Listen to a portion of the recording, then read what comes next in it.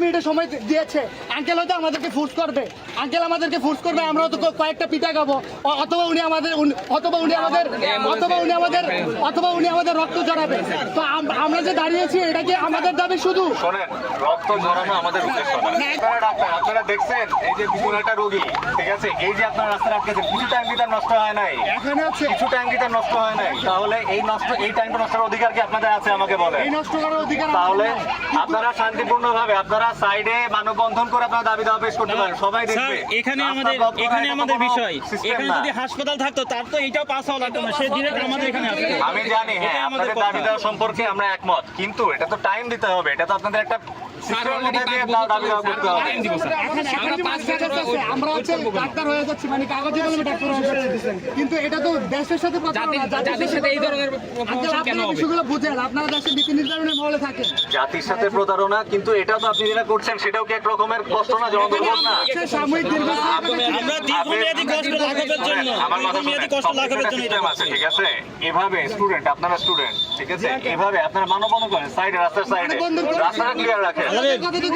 আমি বলছি রাস্তাটা ক্লিয়ার রাখেন, আপনারা রাস্তাটা ক্লিয়ার রাখেন।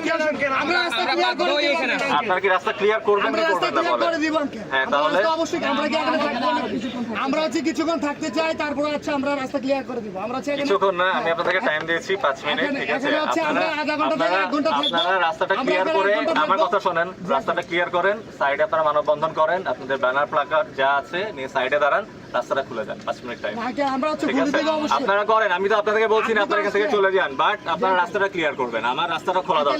এটা সিলেট সুনামগঞ্জ মেইন রোড, এটা আপনার কোনো অধিকার নাই এই রাস্তা আটকানো, শুধুমাত্র আপনার কলেজ এখানে দেখে আপনি রাস্তা আটকাচ্ছেন। আজকে আপনার কলেজে ভিতরে তো আপনি রাস্তা আটকাতেন না।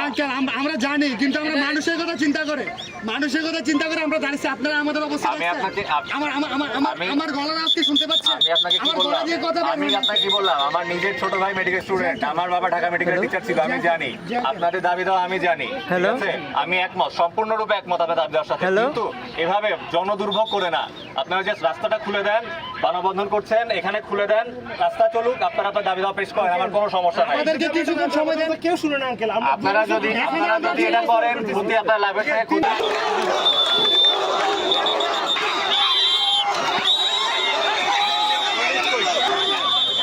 কিচ্ছু না আমার